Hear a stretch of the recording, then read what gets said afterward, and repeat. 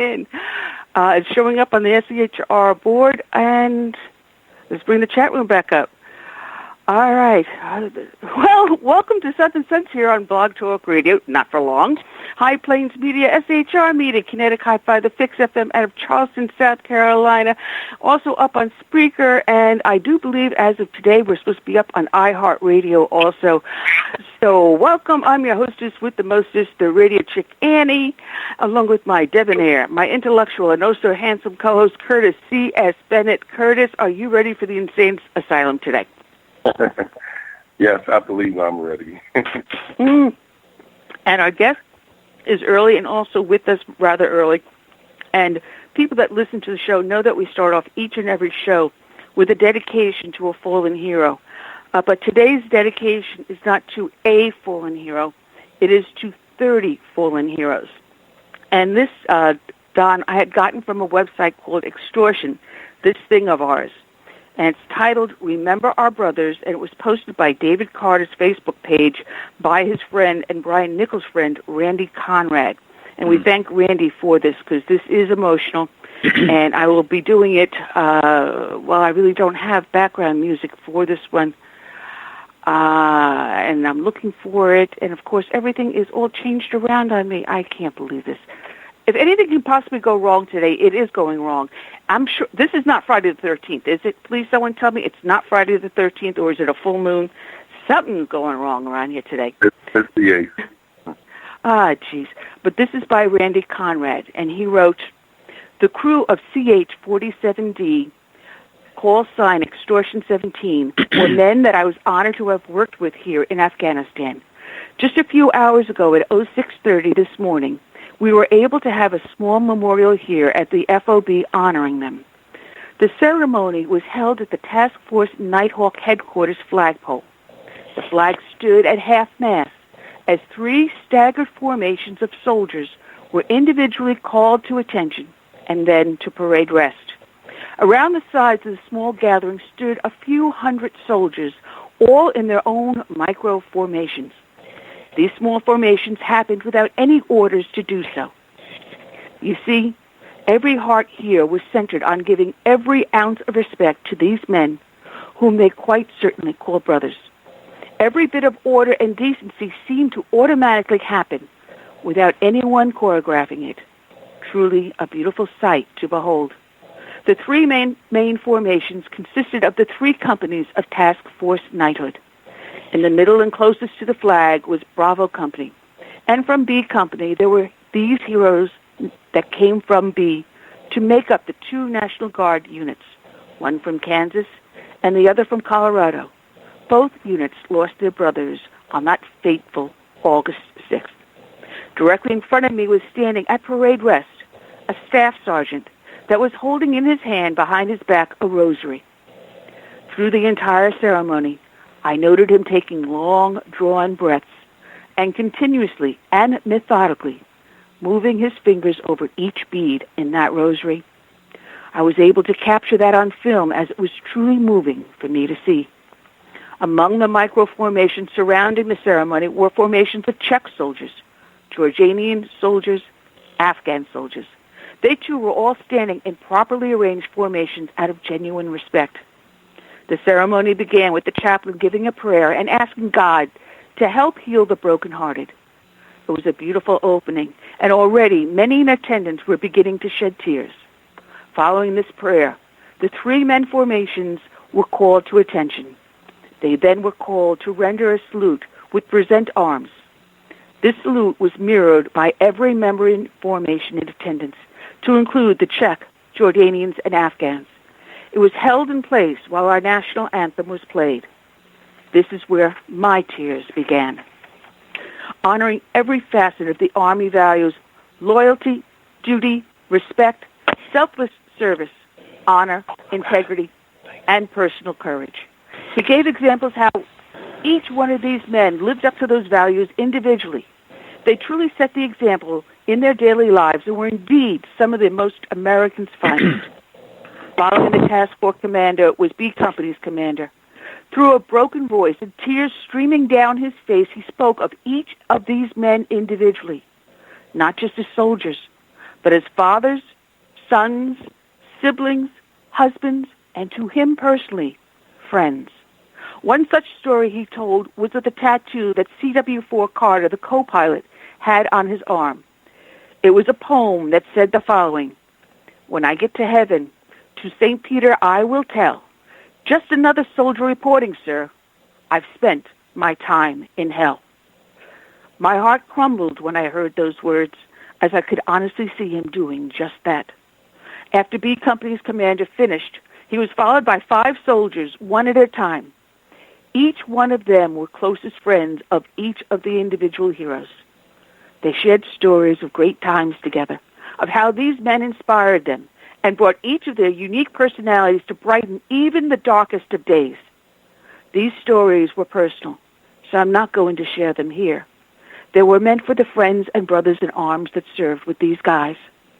After these men shared their personal stories of their friends, no, brothers, the chaplain returned to give a brief sermon out of Psalm 62, encouraging the soldiers there to seek strength from God, from each other, and from their families. The fight here is long from over. Next was and always is the most powerful and moving part of any military memorial for me personally. The roll call, then the 21-gun salute, and the playing of taps.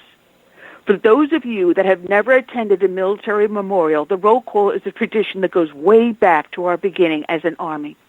You see, every day when you have the first formation of the day, it is for accountability. That's how NCOs and commanders ensure that they have all of their guys accounted for. The roll call at a memorial service is conducted by an officer or NCO calling out the names of their men. When the names are called, soldiers respond with "Here, Sergeant." When the NCO gets to a name of one of the soldiers lost, they wait for a response. Silence never sounds so loud or feels so heavy in that moment. They speak the soldier's rank, first name, and last name, and wait. Again, silence. They then call out the soldier's rank, first name, middle initial, and last name one last time. And as everyone longs to hear, "Here, Sergeant," it never comes.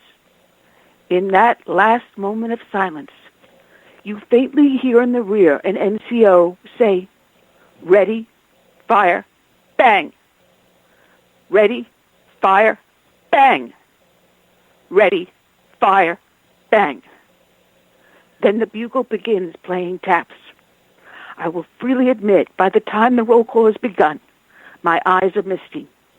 When that first volley of the 21-gun salute sounds off, I jump hard. And every time I know it's coming, but it still hits me like a ton of bricks. That is when the tears freely fall from my eyes.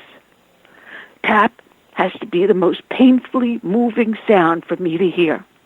It seems to never end as the litany of faces of friends and comrades I have lost appear in my mind's eye, one by one by one. Never forgotten, my brothers. Never forgotten. Immediately after taps, a beautiful thing happens that is uniquely aviation. 4 helicopters flying in diamond formation conduct a flyover. This was done with an Apache flanked by 2 Blackhawks and followed by a Chinook. When the formation got directly overhead, the Chinook broke hard right and high. This symbolizes the ascent into heavens as it leaves the rest of the formation. Stunning, moving, powerful, beautiful. The next was the leaders of each of the militaries present stepping up to the display and rendering their honors with a salute, a gift, and a moment of silence before turning and paying respect to the close friends that spoke earlier in the ceremony. This concludes the official ceremony. Still, the soldiers of Task Force Nighthawk are not finished. They form a line and one by one go up to the display and render their own personal respects. We few, we happy few, we bands of brothers. For he today that sheds his blood for me shall be my brother. My friends of the campfire, allow me to present my brothers in arms who gave their lives in duty so that we may cherish to the very freedoms we enjoy today. I will add to Randy's list also the names of the brave men and women that also lost their lives in Extortion 17. They were Lieutenant Commander Jonas B. Kessel, Special Warfare Operation Master Chief Petty Officer Louis J. Langlis, Senior Chief Petty Officer Thomas A. Ratzliff, Senior Chief Petty Officer Craig M. Vickers, Chief Petty Officer Brian R. Bill, Chief Petty Officer John W. Face, Chief Petty Officer Kevin A. Houston, Chief Petty Officer Matthew D. Mason, Chief Petty Officer Stephen M. Mills, Chief Petty Officer Nicholas H. Null, Chief Petty Officer Robert J. Reeves, Chief Petty Officer Heath M. Robinson, Chief Petty Officer First Class Derek C. Benson, Petty Officer First Class Christopher G. Campbell, Petty Officer First Class Jared W. Day, Petty Officer First Class John Duwagdara, Petty Officer First Class Michael J. Strange, Petty Officer First Class John T. Tomlinson, Petty Officer First Class Aaron C. Vaughn, Petty Officer First Class Jason R. Workman, Petty Officer First Class Jason D. Pittman, Petty Officer Second Class Nicholas D. Spear, Chief Warrant Officer David R. Carter, Chief Warrant Officer Brian J. Nichols, Sergeant Patrick D. Hamburger, Sergeant Alexander J. Bennett, Specialist Spencer C. Duncan, Tech Sergeant John W. Brown, Staff Sergeant Andrew W. Harville, Tech Sergeant Daniel L. Zerbe. Today's show is dedicated to these 30 men that lost their lives on August 6, 2011, in the taking down of Extortion 17. And to this, instead of playing our dedication song by Todd Allen Harrington, we will play taps and come back with our show.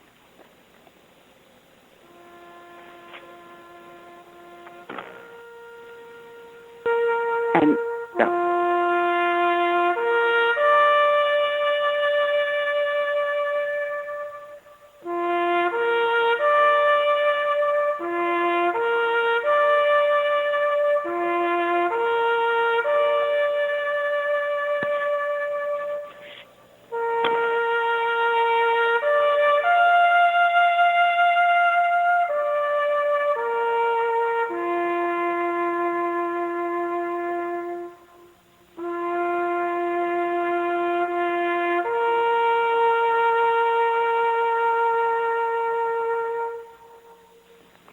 the show is dedicated to all the brave men and women who have served, who are serving, and will serve in our military, as well as to the brave men and women who serve every day to protect and serve as our first responders.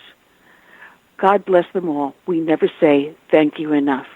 And to finish off, we now play My Name is America by Todd Allen Harrington. And we also say our deepest sorrows and sympathies go out to the Dallas Police Department and the 5 fallen heroes. God bless them all.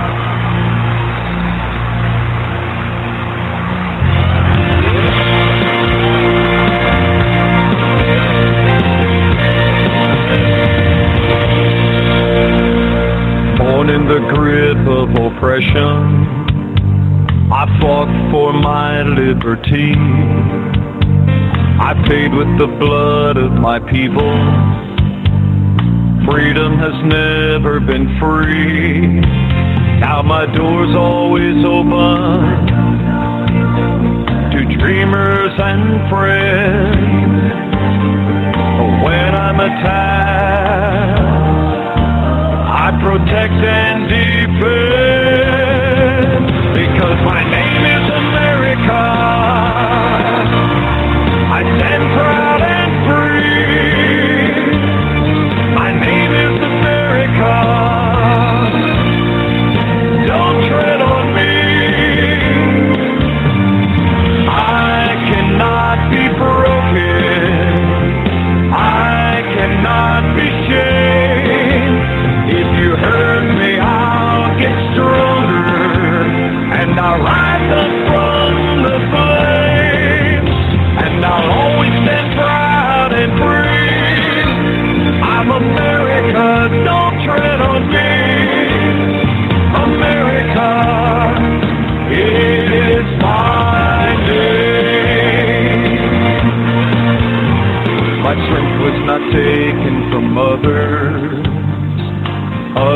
gave it to me. They believe in the virtues I stand for, my respect for humanity. Now I'm challenged by tyrants who envy my power, but their vicious deeds become my finest hour, because my name is America. I stand proud and free. My name is America. Don't tread on me.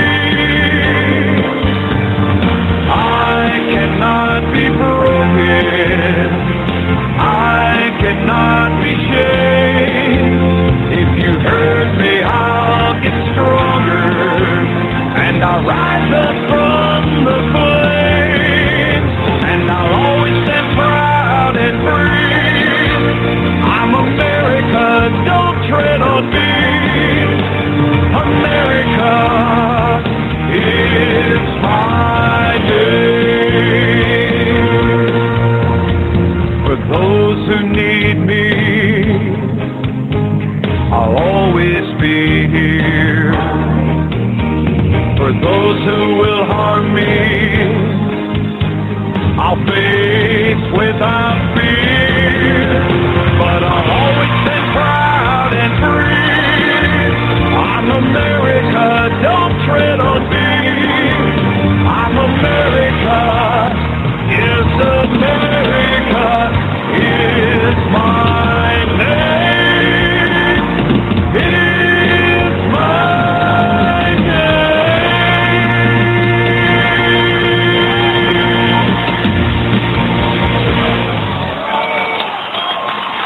All right, and with that, this is Southern Sense here on Blog Talk Radio, High Plains Media, SHR Media, Kinetic Hive, the Fix FM out of Charleston, South Carolina.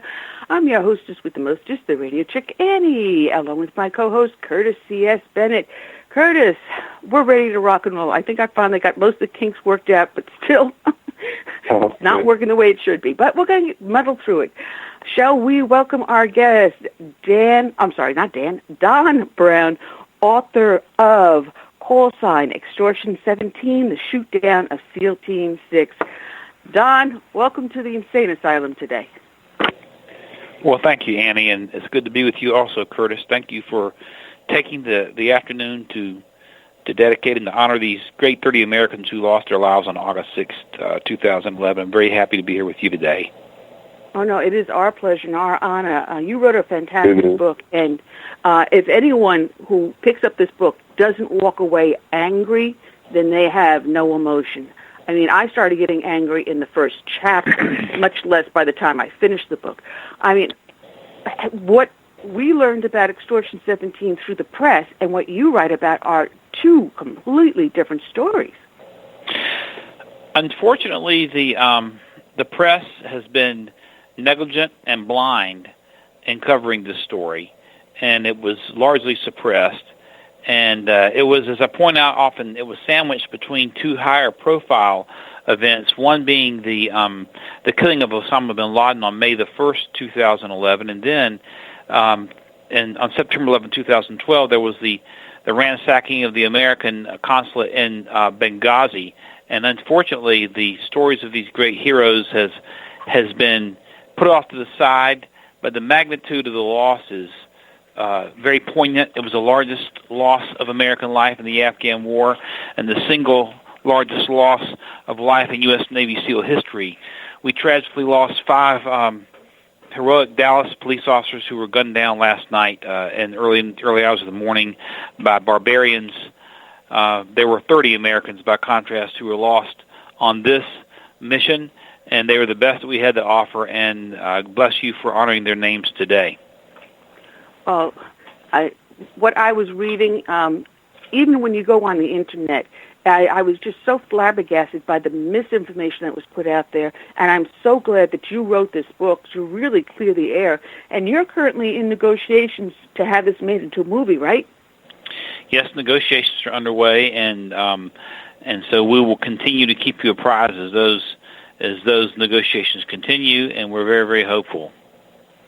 Well, especially on the tail of going with the movie out about Benghazi, 13 Hours, having yours come out right after that, I hope we wake up the public, really. This story needs to be told. It's a failure on multiple accounts. As I've said, and I've spoken on the topic on a number of occasions since my book was released last year, either it is criminal neglect, or a deliberate setup of these 35 Americans.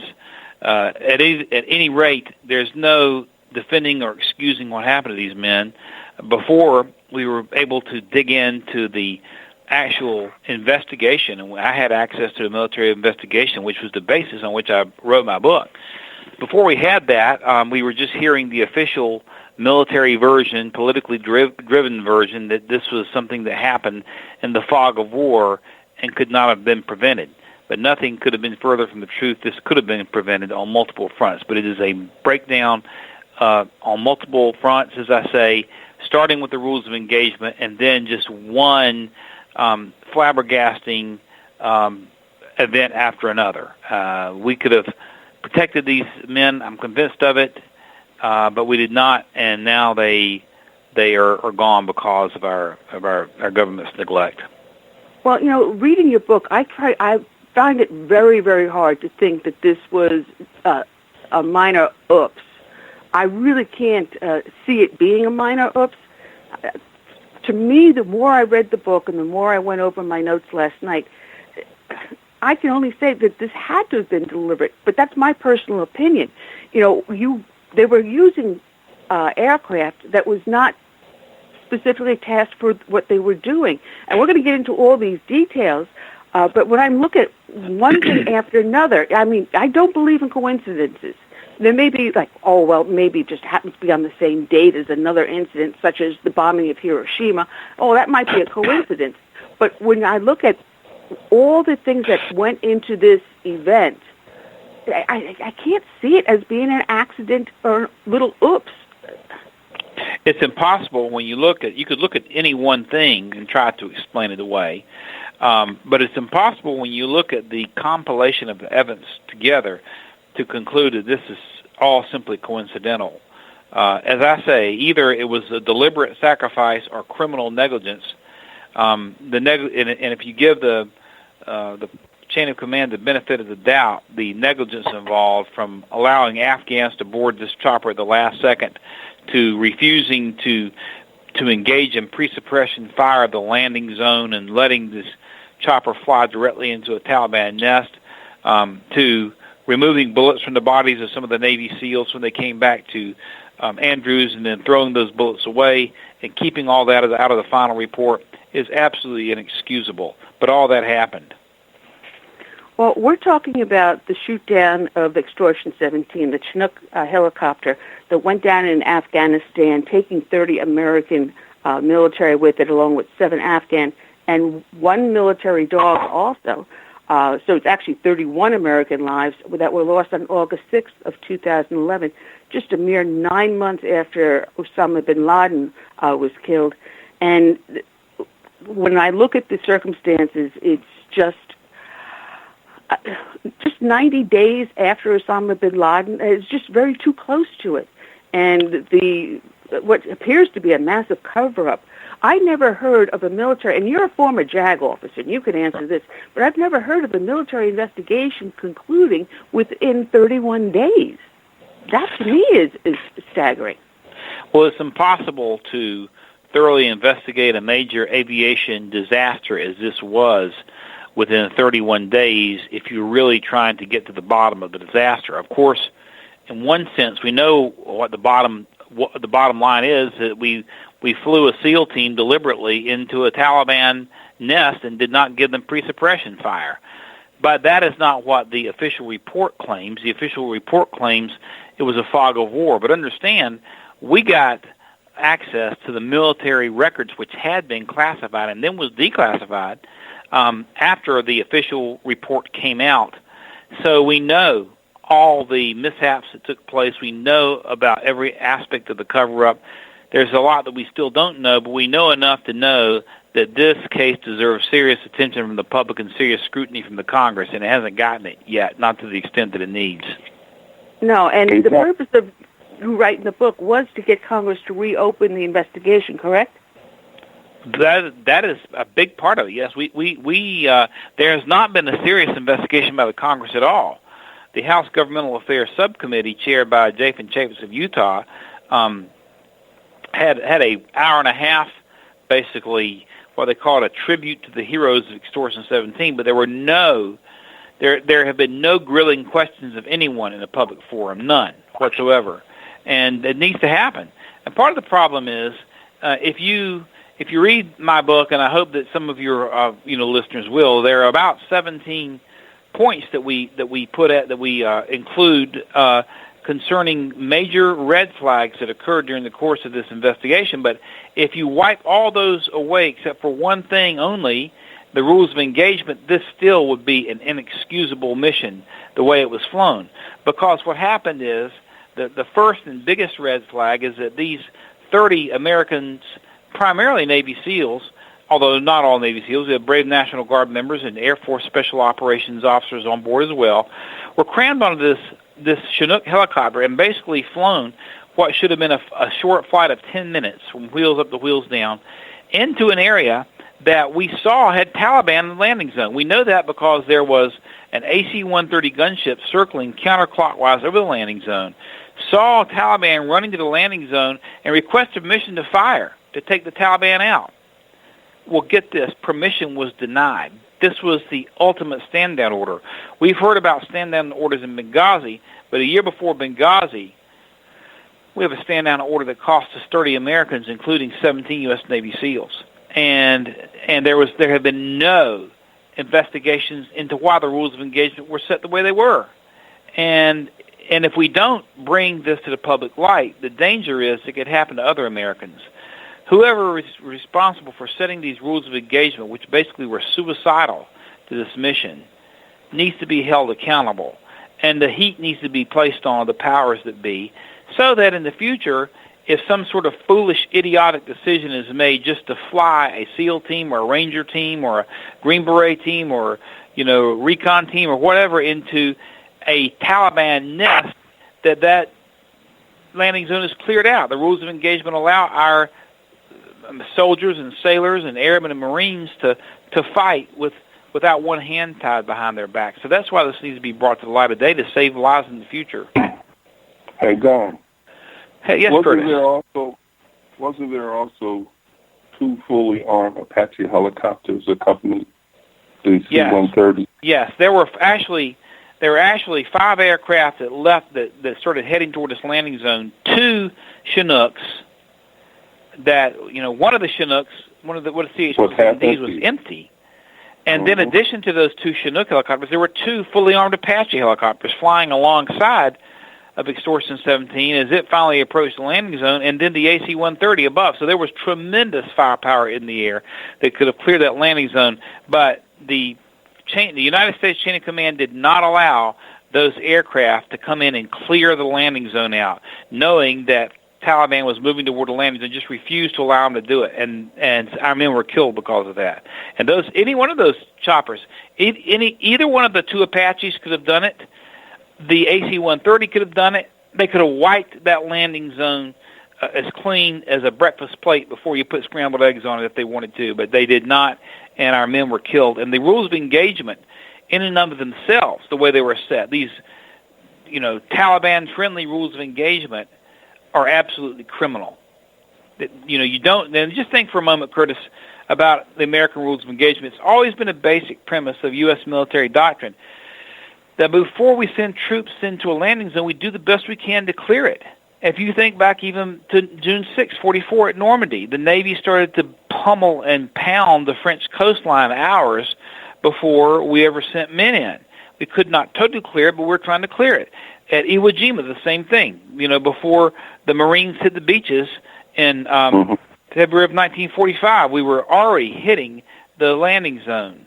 And over and over, this has been our basic doctrine. But in this case, our basic tenet of clear the landing zone was just pulled back and these guys were allowed to fly into a Taliban nest, and it's inexcusable. All right, well, we got a caller in on the line. Let me bring this individual in. I kind of recognize the number, but it's not a number I've seen lately. Area code 816, you're on the air live with Southern Sense. I'm your hostess, Annie, the radio chick, with Curtis, my co-host, and our guest, Don Brown. To whom am I speaking? Annie, you know who this is. I said I recognize the number, and Thomas, I haven't heard from you in a while. That's why I said you've been missed. You have a question or a comment for our author guest? Yeah, first of all, sir, I want to thank you for your service to our United States military and your dedication to, writing this story.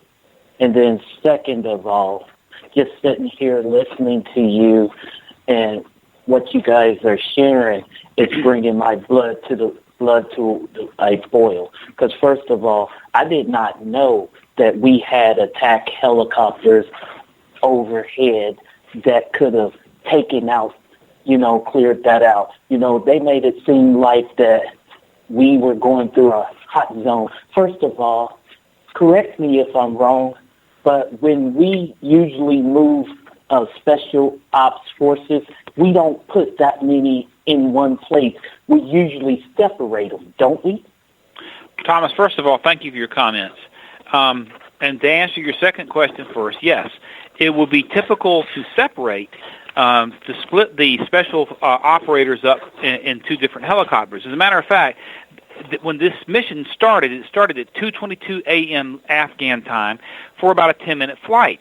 These two choppers took off Extortion 16 and 17. Extortion 17, as you were alluding to, was jam-packed with Navy SEALs, 30 Americans on board. Extortion 16, which took off with it and began to fly toward the landing zone with it, was totally empty of it in the flight crew. And no explanation has been given as to why the SEAL team was not split from one chopper to the other. The other thing to remember is that these two choppers, Extortion 16 and 17, 17 being the one that was fatally shot down, had flown another mission approximately 3 hours earlier that evening with an Army Ranger team. That mission with the Ranger team, the team was split up between both helicopters. Extortion 16 had half the Ranger team. Extortion 17 had the other half the Ranger team. But for whatever reason, for some reason that we don't know even now, for whatever reason, the helicopter was jam-packed, 17 was jam-packed, and 16 was empty, and we still don't know the answer for that, and there needs to be accountability for it. I'm gonna make a statement, and then I'm gonna listen on mute. But me personally, I believe.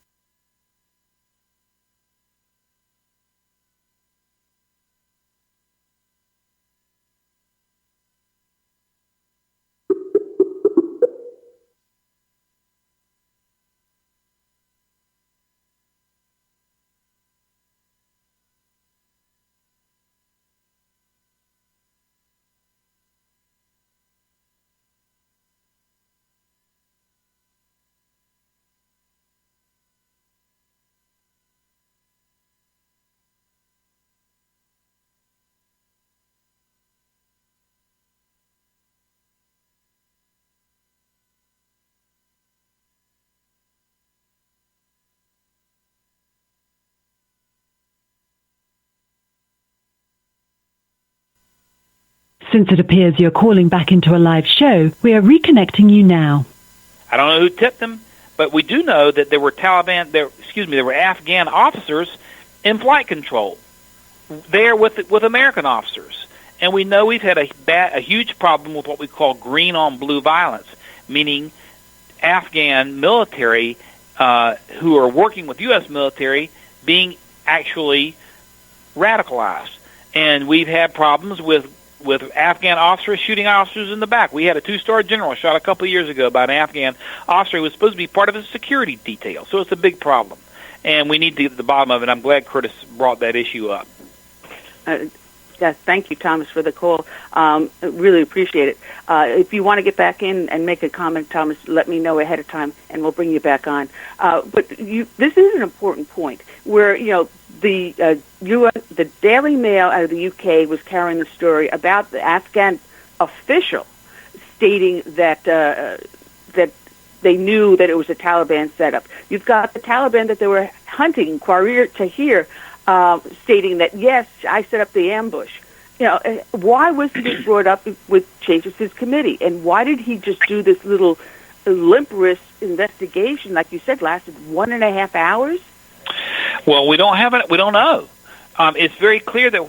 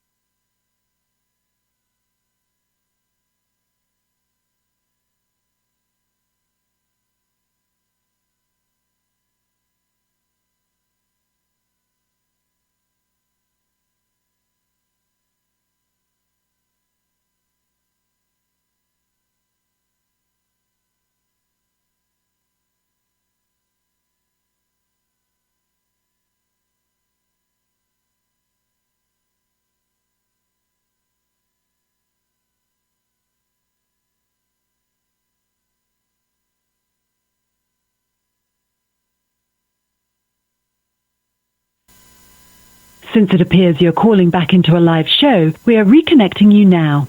Let me back up.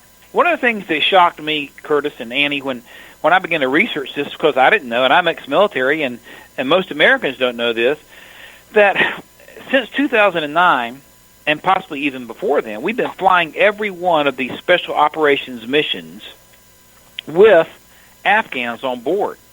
They put Afghans on board these choppers with our Navy SEALs, and Afghans on board these choppers with our U.S. Army Rangers. And the SEALs and the Rangers, when Obama came in, he basically stepped up special operations, and special operations began to carry the burden of the fight, and they are very good. But they put Afghans on board these choppers with SEALs and Rangers. Matter of fact, Afghans are in the command center. Afghans are aware of every plan and every mission that we fly. Even though we're in Afghanistan and conquered the nation and don't need them to allow us to do anything, we let them know what we're going to do. And the problem there is that information gets leaked because some are radical. You don't know what you're dealing with when you're dealing with these Islamic radicals. Are they going to stab you in the back or not? The Navy SEALs had told their families, and I've talked to family members of a number of the deceased Navy SEALs, that the biggest thing they worried about on these missions was not the Taliban that they were going after, because they could take care of them with no problem. Our fighters are vastly superior to anything the Taliban put up. Not the Taliban, but their greatest fear is their own Afghan comrades who are flying with them from shooting in the back, because they can't trust them. They're totally untrustworthy. So we're flying these missions with Afghan forces. Now, part of the problem here is this. The mission would have normally been flown with Afghans, but minutes before the mission took off, the 7 Afghans who were supposed to be on that helicopter, Curtis, left the helicopter, and 7 other unidentified Afghans boarded the helicopter. We don't have their names. at least their names, have not been published. Now, when the chopper went down, the way we discovered this is that our government was trying to notify the family members of the dead Afghans, and found out the 7 Afghans who were supposed to be dead were really alive. There'd been a swap out. Okay? Now, the final report of Extortion 17, signed by General, signed off by, and ultimately by General James Mattis, but investigated by Brigadier General Jeffrey Colt, said nothing about this swap out. This was a major breach of U.S.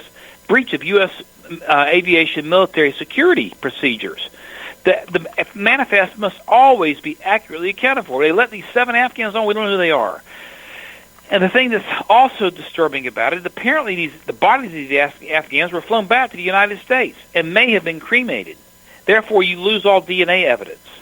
Not a word about any of this. There was nothing about this in the final report. Nobody drilled down on, who was responsible for security on this aircraft. How did these guys get on the aircraft? Why were they swapped out? What were their names? And of course, Extortion 17 was behaving very oddly in the air.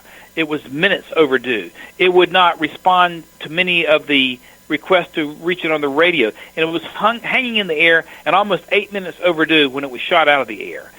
And we also know that bullets were found in some of the bodies of the Navy SEALs. So who are the Afghans and how were they placed on this aircraft? The public doesn't even know about it. The public needs to know, and answers need to be demanded. Well, I downloaded the Colt report, which is the executive summary, which is only 5 pages long. And I was reading it last night and remembering what you had written in your book.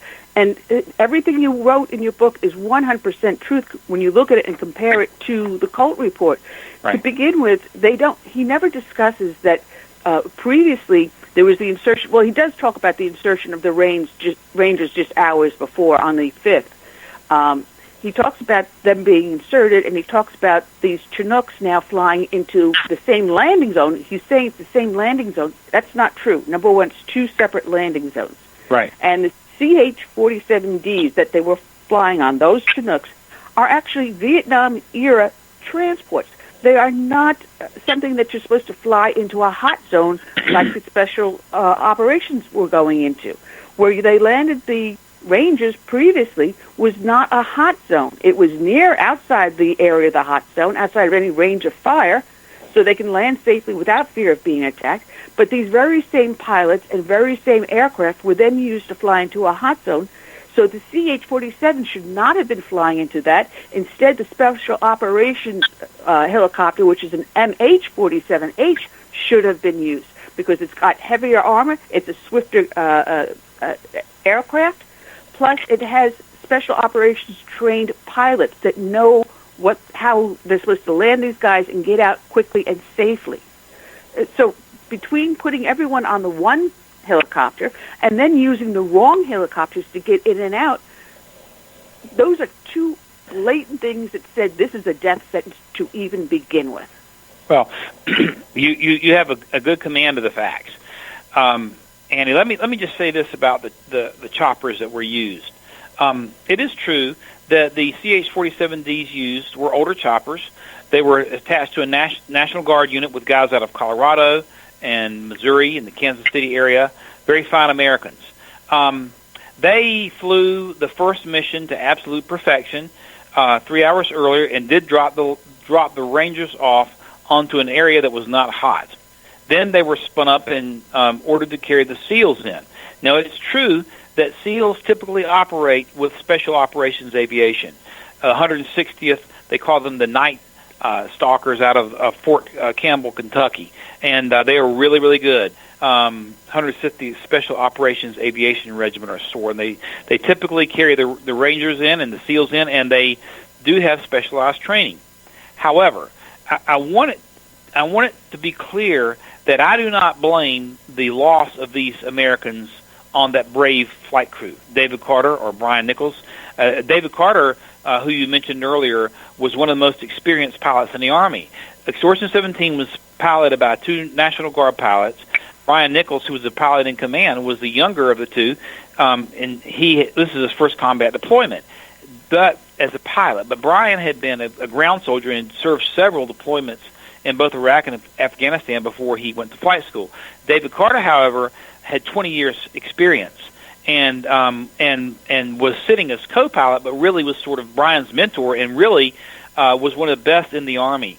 The problem is not so much under these circumstances the selection, in my opinion, of the Chinooks or of the aircrew. The problem goes back to lack of pre-suppression fire, because I've made this argument, that if those two Apache helicopters and if that AC-130 had been allowed to clear that landing zone, to blast the hell out of it, to clear it out, that my grandmother could have taken those SEALs in a horse and buggy and delivered them safely.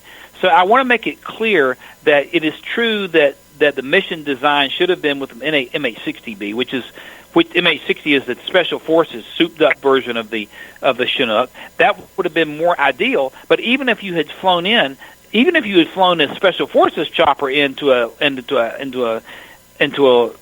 ambush and not allowed it to defend itself, it would have been disastrous. So I want to make that clear.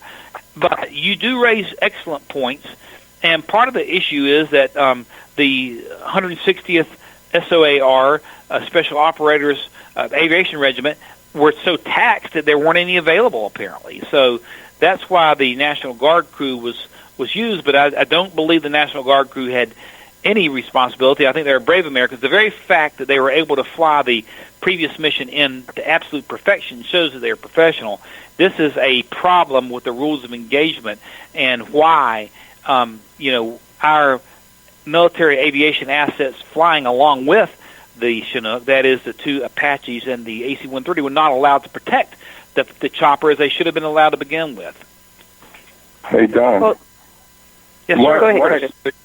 Why did they cremate the bodies without the parents' permission? Well, let me just say this: it is. I believe that some of the bodies were cremated. I don't know that all were. The military has been mum about it as to the final disposition of the bodies. Now, let me just give you a little bit on the cremation issue. On August the 9th, which was the anniversary of Nagasaki, the shoot down was the anniversary of Hiroshima. On August the 9th, the anniversary of Nagasaki, the bodies of these Americans were being flown back from Afghanistan to Dover Air Base, and they would land back in the United States on August the 9th. As the bodies were in transit and as they were about to land, the military spokesperson at the time, Colonel David Lapin, a Marine, issued the following statement. He said that due to the nature of the crash, that there are no identifiable remains. He made that comment. Keep that in mind. We also know that some of the family members, like Charles Strange, whose son Michael was killed also in this, were told that their sons had been cremated. Now remember, Lapin says, the Pentagon said no identifiable remains. Charles Strange and others says that their sons were cremated, 2011. By 2013, Congressman Chaffetz, who had not yet had his hearing, made the comment to Bob Cusack, a writer, a well-known Washington political writer writing for The Hill. The congressman, that is David Chaffetz, made this comment. He said, the body I saw did not need to be cremated. So you see, the congressman believes there's cremation going on.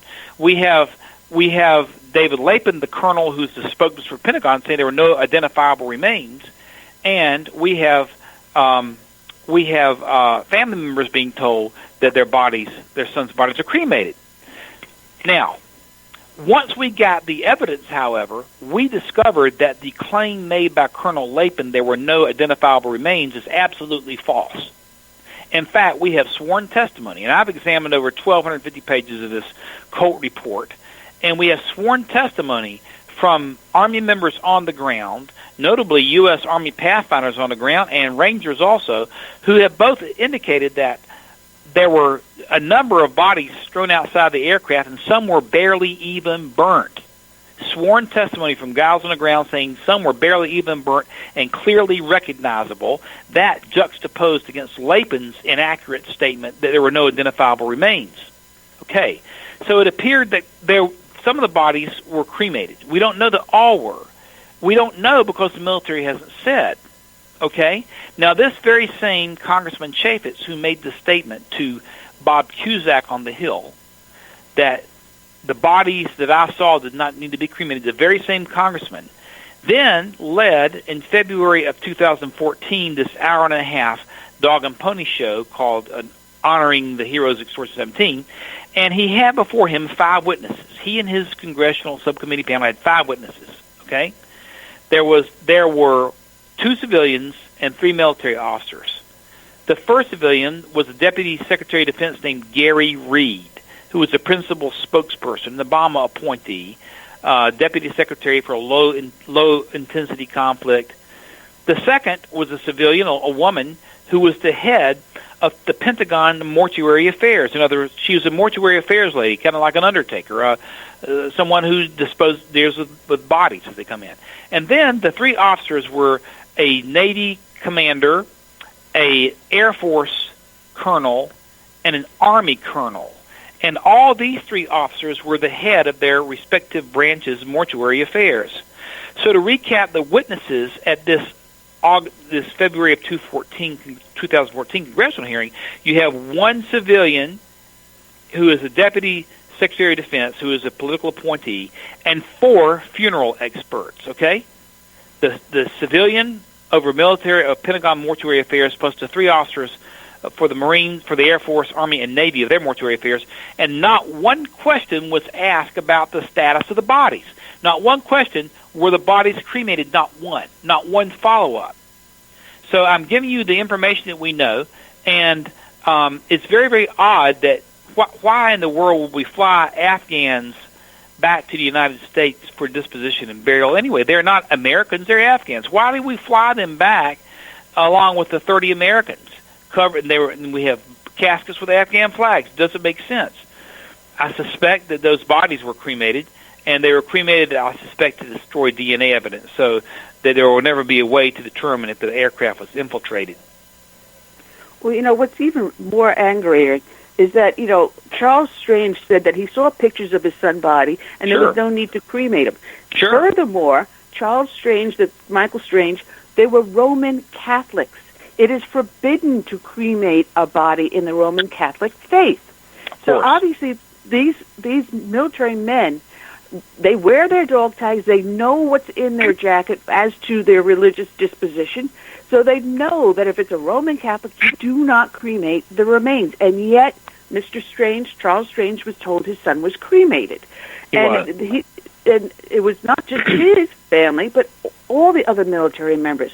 And then you were mentioning that the autopsies on our guys, that the person performing the autopsy, I'm sorry, my mind is going like you can't remember shit at this moment. Right. But when they were doing the autopsy, they were removing the rounds from the bodies and disposing of it, whereas in a normal procedure, under criminal investigation techniques, they would have been inventoried for evidence.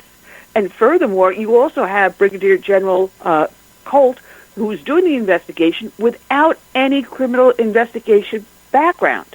No NCIS was doing the investigation, but he was and his staff without the knowledge, the training, or the ability to do a criminal investigation, much less an aviation incident. Well, you raise excellent points. Now, I want to be absolutely clear. The autopsies were not part of the official report or the investigation, so some family members had to request autopsies. I had access to 3 autopsies, and 2 of the 3, and the 2 of the 3 who were Navy members, by the way, part of the SEAL team, bullets were found inside the bodies. And those bullets were called cook-off rounds by the military pathologist. And then they were thrown away with a notation that they were of no evidentiary value. The investigation had not even been closed. We have examined the Armed Forces Pathology Institute of Pathology's autopsy manual, and procedure requires those bullets to be maintained and kept and not disposed of. If you look at the autopsies, the official cause of death for all the autopsies we have is homicide. This investigation was not closed, and yet bullets were pulled out of the bodies and thrown away before it was even closed. In fact, they were thrown away immediately.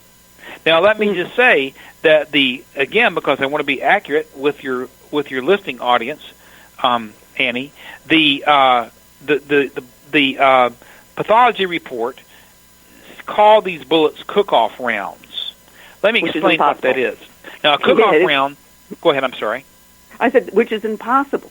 Of course it's impossible. Cook-off rounds would have just bounced off of them. It wouldn't have penetrated even their clothing. Cook-off rounds would not have even ignited to the point that they would have bounced off, because it's almost impossible for a cook-off round to cause any harm. Most people think if you throw a box of ammunition in a fire, you've got a big explosion. Not true at all. Most of the time, the gunpowder doesn't even ignite. But if it ignites, if you know anything about a bullet, you know there's the bullet and then there's the casing. If that gunpowder ignites from heat, then basically the casing will travel farther than the bullet because it's lighter. And I included two major studies in my book, one from the U.S. Army to the National Firefighters Association after the end of World War II. The firefighters were concerned about their firemen going into burning houses because at the end of World War II, a lot of our guys took weapons back and bullets back. And showed scientifically it's almost impossible for those cook-off rounds to cause any harm. And yet, I think that the decision to call these cook-off rounds was a sort of a red herring that tries to deflect anyone reading it and make it think, well, that was thrown away, obviously. But even if they had been cook-off rounds, and it's impossible for them to be, those bullets should not have been thrown away immediately, and they were. A violation, again, of the Armed Forces Institute of Pathology autopsy manual, and another significant element to this cover-up, in my opinion. Yeah, now, the Army officer that did this after World War II was Major General Julian Hatcher, and his 1962 report is known as Hatcher's Notebook, which is the seminal book that all fire departments and police departments use. And having been a New York City police officer, it was a good thing I learned in the police academy that these cook-off rounds could not possibly hurt us. So not to be afraid if we went into a situation. Right. So there was no way these rounds would have penetrated the bodies. Right. And these men that were doing the autopsies should have had the experience and knowledge to say that it was impossible to have these be cook-off rounds. First off, you're correct. They should have. The first thing they should have done is retain the evidence. It just raises a stinking red flag to throw bullets found in the body of a Navy SEAL away, called a cook-off round. But you're right; they should have been. And I appreciate you for your service in the NYPD. But it's very rare, to be honest with you, Annie. Most people think that they thought they'd get away with it by calling a cook-off round. I think that's just what I think. It's inexcusable. No, that it is. And we can go back again to that time that the Extortion 17 was hanging in the air over the landing zone.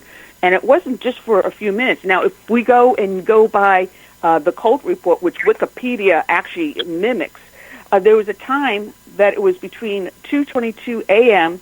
and 2:38 a.m. That's a total of 16 minutes of them hovering over a landing zone, an open target. So what was going on in that helicopter for those 16 minutes? And then we throw into the fact that the black box is missing. Yes. The chronology of the flight should have been a 10-minute flight. Takeoff, wheels up 2:22, wheels down should have been at 2:32. The chopper was actually shot down at 2:39. So it had been hovering for almost 7 minutes in the vicinity of the landing zone, not responding. And the problem is, you think about this, you've got this loud Chinook, and when it was shot down 100 to 150 feet over the deck, or as we call it in the Navy, the ground, the deck, at point-blank range, it's a loud thing.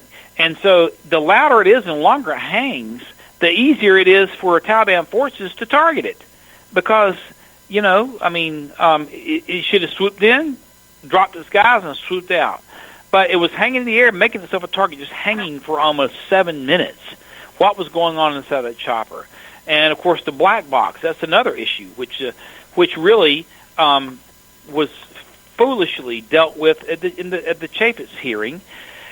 The black box, within minutes, within an hour and a half of Extortion 17 going down, we had a U.S. Army Pathfinder team on the ground to join the Rangers, and the Pathfinder's first orders were to find the black box.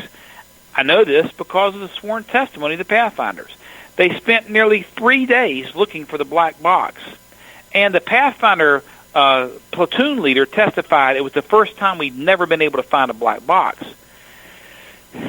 That story continued until in October, after this chopper went down in August, some of the family members were brought in to Little Creek, Virginia, for a briefing by Brigadier General Colt, who had been the principal investigator. And some of the family members said, General, they had enough, savvy to ask about the black box. General, what happened to the black box? And they were told at that time, in October of 2011, that the black box, get this, guys, washed away in a flood. They were told the black box washed away in a flood. Can you believe that? There was a small wadi or the Tangi River. If you look at the official photographs from this, the Tangi River is basically, it looks like a muddy creek. But there have been some flash floods, and of course the creek can flood. Any creek can flood during a flash flood. But the notion when we pulled, black boxes out of thousands of feet of water, that we would lose a black box which has a low frequency pinger on it anyway to a flood is crazy. The military stuck with this, it washed away in a flood story, never changed it at all until February 27, 2014, when before Congressman Chaffetz's committee, this Gary Reed was asked about a black box, and he said, well, these choppers never had a black box to begin with. They were just too old to have a black box. That's what Reed said. After letting this, it washed away in the flood story last from 2011 until 2014. The first time we're hearing, never had it to begin with. Not one member of the Congress challenged Mr. Reed. Not one said, well, Mr. Reed, if there was no black box, why did we send an Army Pathfinder team to look for it for 3 days? Mr. Reed, if there was no black box, why did the Pathfinder commander say this is the first time we've never been able to find one? And by the way, if you do, all you have to do, I have been advised by some senior retired military helicopter pilots on this issue, and the notion that this chopper did not have a black box because it was analog rather than digital is bunk anyway. The analog choppers do have black boxes, but nobody challenged Gary Reed on this point. Nobody said, why do we tell him it washed away in a flood, Mr. Reed? Nobody said, why do we wait for almost 3 years before you change your story again, Mr. Reed? Just let him skate like you're giving him a piece of ice cream and letting him walk to the jewelry store or whatever. It was ridiculous. Well, what's funny is you and I spoke privately on the phone, and my brother is one of the ones that, with Parker Hennepin, helps, do the testing on the black boxes, and he designed the lab for them and everything. He does a lot of work with the black boxes. Right. And, even though a helicopter can be an analog, the black boxes has all different ways of recording the data and the statistics and what the dials are reading. It does have the ability to do that even if it's an analog. They Exactly. also have them where they are combined, where you could have digital and analog combined. But a black box is not black. It happens to be yellow. You're exactly yellow. Right. But And again, when the not... Right. Oh, I was going to say, when the Pathfinders first got to the wreckage scene, there was no indication that they had failed to see that there was a black box. It's after the rain hit that we went back that they couldn't find it. So there's a discrepancy as to whether or not they actually had an eyeball on it or saw the area of the plane, or the helicopter, that it was in that should have been still intact. But when they went back 3 days, they could not. Why so much manpower for something that never existed?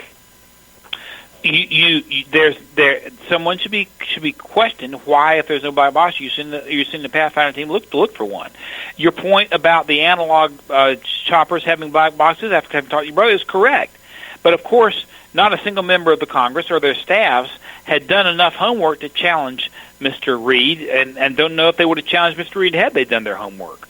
But this is an odd thing, because when you look at the chronology of the shoot down, the official report indicates that U.S. Army Rangers were the first on the ground at approximately 4:14 a.m.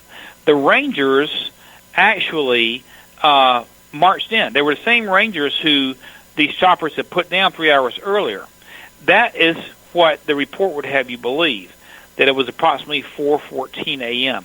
when the Rangers arrived. However, when I began to study the chronology, we saw that by 3:11 a.m., just less than an hour after the shoot down, there had been at least 2 other ground units coming in onto the scene.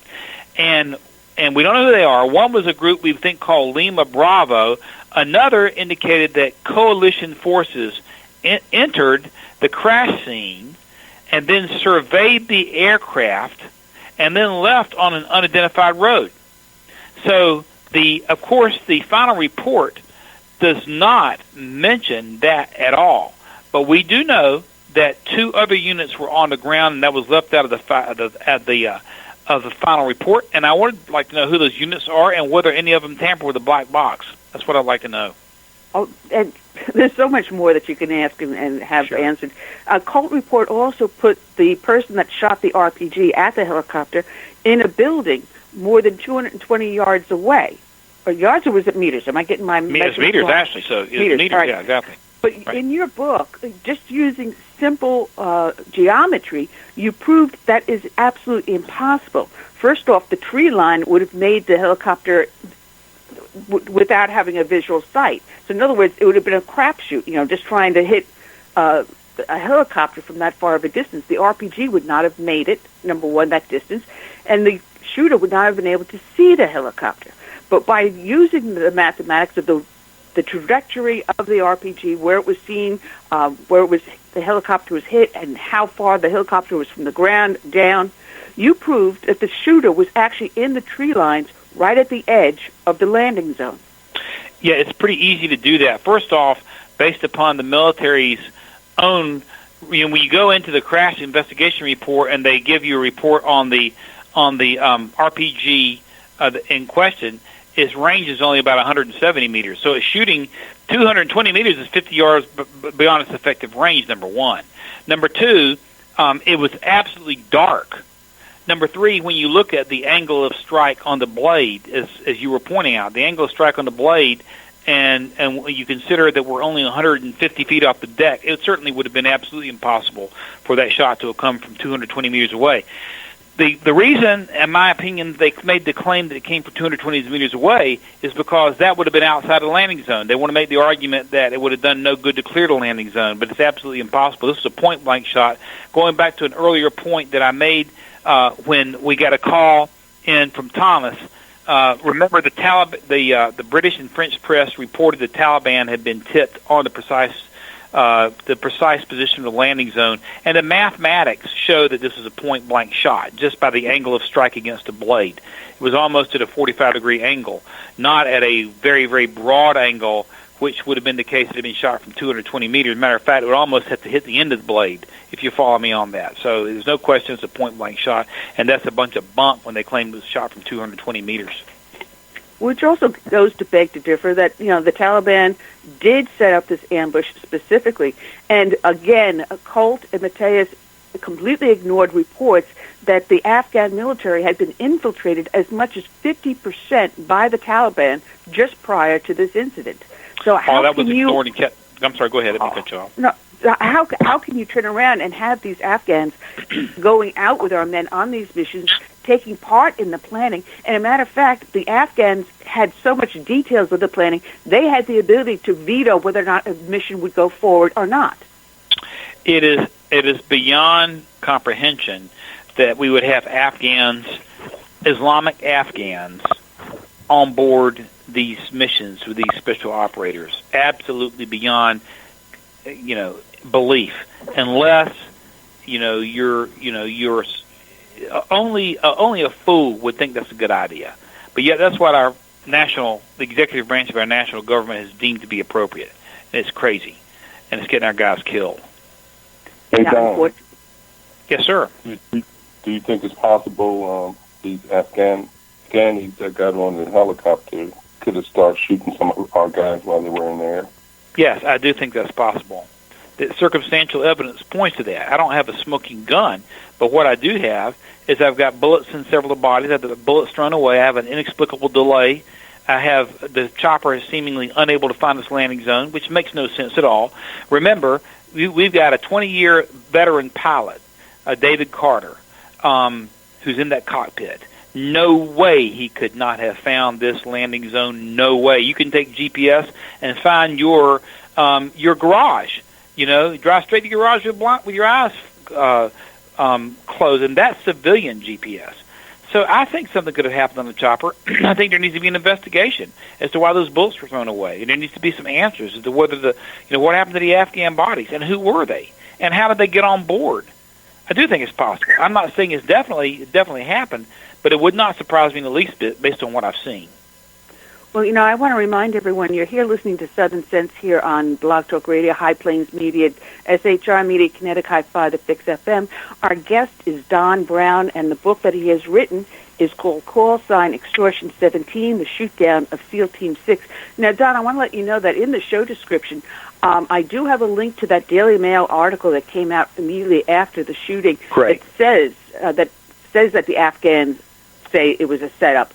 I have a link also to the Indiegogo link so people can find out about the movie project, as well as to your website, fallenangelmovie.org.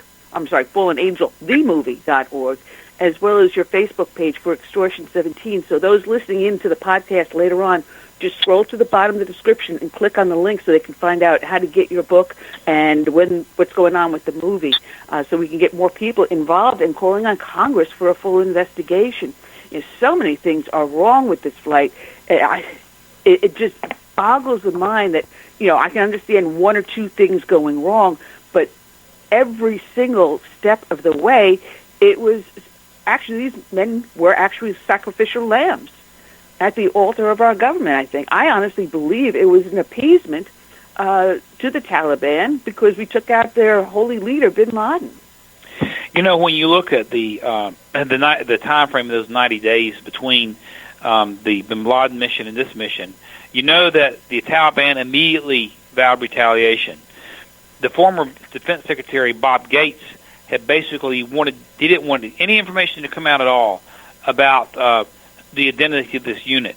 2 days later, however, Joe Biden identifies and outs the SEALs in a speech at the Washington Hotel honoring the 50th anniversary of the North Atlantic Alliance. Leon Panetta himself gave the identity of SEAL Team 6 to producers of the movie Zero Dark 30. And so there were major breaches, even among the highest levels of the Obama administration, identifying these guys. They should have never been identified. Not only that, but we had intercepted, and this again is the investigation, we intercepted message traffic from the Taliban indicating that they were moving an additional 100 Taliban fighters into this very relatively small Tangi River Valley solely for the purpose of shooting down a United States Special Operations chopper in retaliation for the bin Laden mission. We knew all this. There had been 3 shots taken against American choppers in this small valley between the bin Laden mission and the Extortion 17 disaster, and yet knowing all of that, knowing that they were revved up with extra fighters in there, had vowed to shoot us down, knowing all that, our chain of command still denied the AC-130 permission to take out Taliban in the landing zone, and these guys were killed because of it. It is absolutely inexcusable. Someone should be burned at the stake, if you ask me, because of it.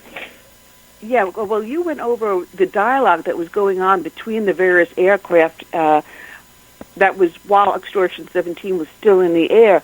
And it was really strange because you questioned whether or not the pilots in Extortion 17 were trying to send some sort of a message saying that there's something wrong. First off, they asked for a sparkle, and it was not within the time frame that any lighting on the ground should have been done. And then there was a bunch of other things where there was a burn, where the burn should have been only 2 seconds and lasted more than a minute or close to a minute. There's a lot that went on and things that were being said. Unfortunately, there is no cockpit flight recorder, voice recorder. That's missing, along with the black box. But you do have the recordings from the other aircraft, from their live mics. And what went on? It was really, really strange. We've got Thomas that wants to comment. I'll bring him on in a minute, but I want you to comment about what was going on over here. Well, you're right. I raised the question, were the pilots trying to tell us something? Because what was supposed to happen is that AC-130 flying overhead, its job was twofold. It was to circle the landing zone, and one, to make sure the landing zone was clear of Taliban. And it had the firepower to do it. So did the Apaches, as Thomas mentioned earlier. The second thing it's supposed to do, at the 1 minute mark before landing, at 1 minute, it fires down an infrared beam. And that infrared beam is called a burn. And it cannot be seen with the naked eye. It can only be seen with night vision goggles. But it is to basically light the landing zone for the choppers. So that burn is visible for 1 minute. And at 1 minute, they were supposed to ask for a burn. Well, and that burn so the idea, it lasts a minute at the maximum. Hopefully you can get them down, and get them out and turn the burn off after the guys are out. So, but what happened instead is that there were some sporadic conversations with Extortion 17. At one point, the pilot, we don't know if it was David Carter or if it was Brian Nichols, but it said it identified as PC, Extortion 17, which is pilot in command, so presumably that's Nichols, was saying, we're having trouble finding landings and we're having trouble lining up. And then he comes back and says, can you guys give us a sparkle, please? And when he says, can you guys give us a sparkle, please? Now, let me explain the difference between a sparkle and that burn that I just described. Remember I said at 1 minute that AC-130 is to fire a burn. It's a big flashlight, an invisible infrared flashlight at 1 minute for landing zone. Well, when he said, when Nichols said, can you give us a sparkle, please? A sparkle is a burst of light. It isn't a continuous light like a burn. It's kind of like, if you remember the old snap, crackle, pop commercials, real quick, like a flash bulb used to be, or a strobe light. Boom, it's on and off. When he asked for that sparkle, when the Extortion 17 said, can you guys give us a sparkle, please? The Apache pilot beside him said, Roger, are you 1 minute? And in other words, the request for the burn was supposed to come at 1 minute. Then Nichols, we believe, says, no, negative, but we're having trouble seeing. We're just trying to line up where we are, line up the landing zone, which I can't believe they had trouble finding the landing zone. Okay, I don't believe it at all. Then when that comment was made, the Apache pilot comes back on the air traffic control transcript that says, not even a minute out, and you're requesting a damn sparkle. Those were the exact words. Not even a minute out, and you're requesting a damn sparkle. The Apache pilot was confused and knew something was wrong. It's a dumb thing to request any type of light or sparkle more than a minute out, because anybody on the ground could see if they had night vision goggles. But the sparkle was not part of the game plan. And I wonder if maybe Brian Nichols or David Carter were trying to tell us something requesting a sparkle, because it was not part of the game plan. They'd gone over the flight plan. They executed to perfection 3 hours earlier.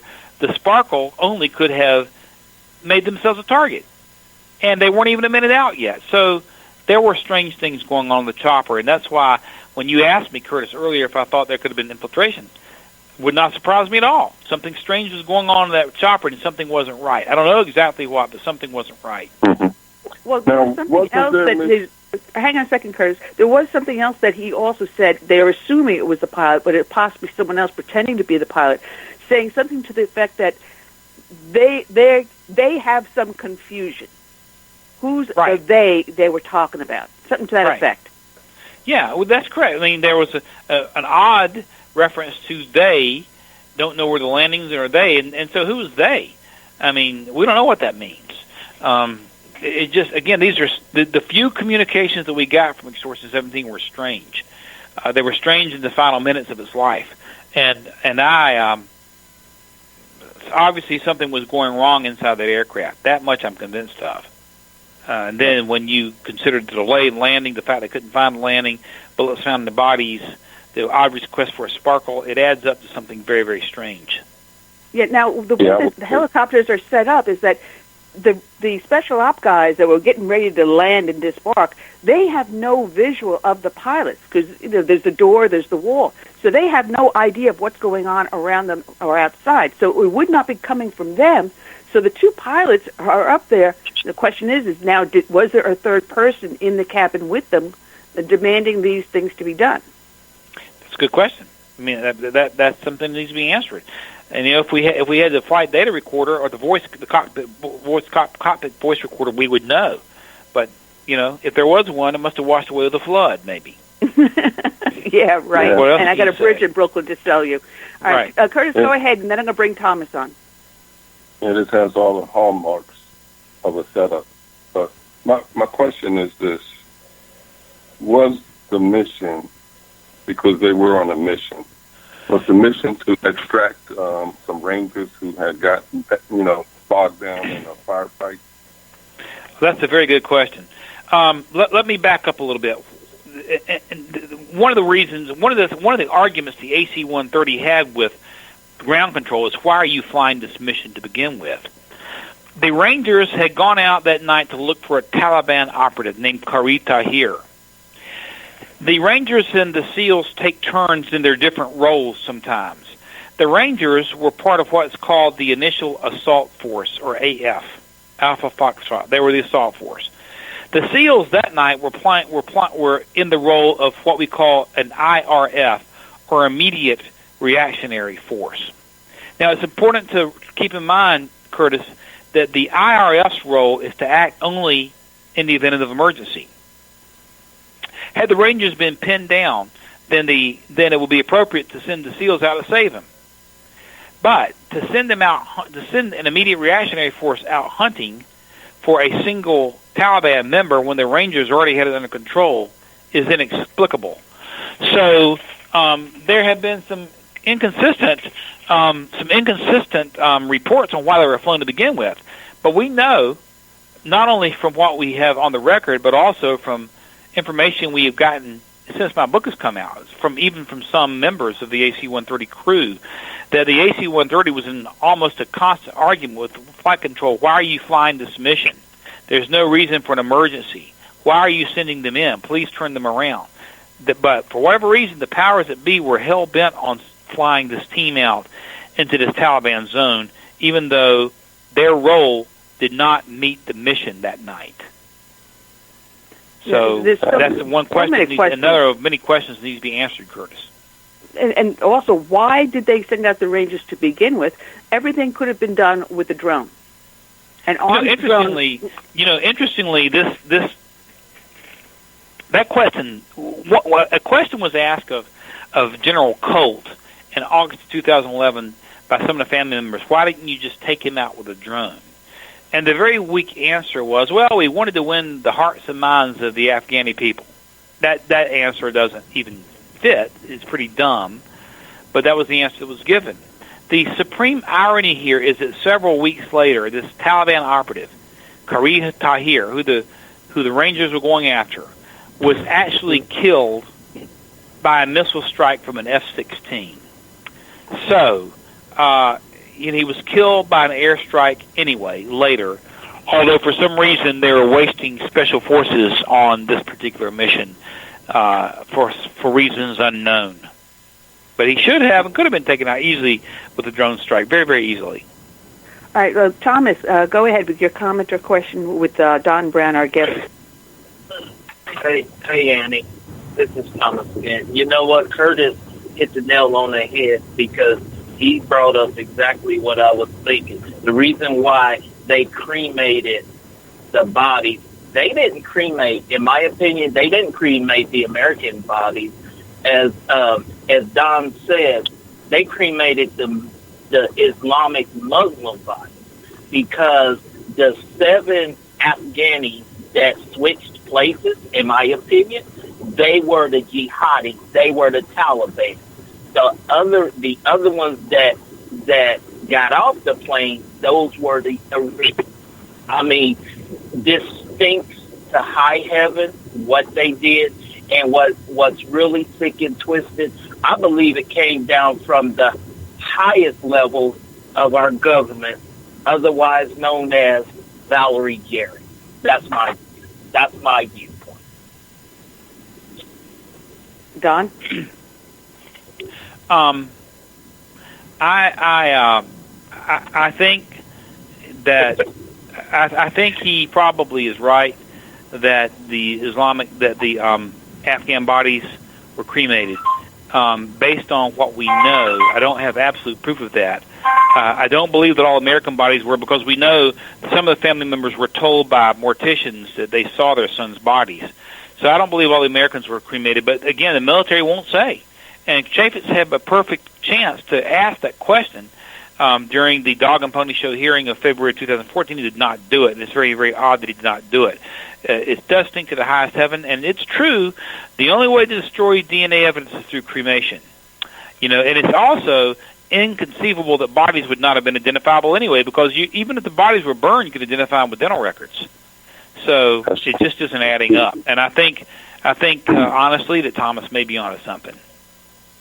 And Don, yes, I sir. just want to say for the sake of our audience that Special Forces guys like Delta Force and Navy SEALs and Army Rangers and Green Berets, these guys are the elite of the elite.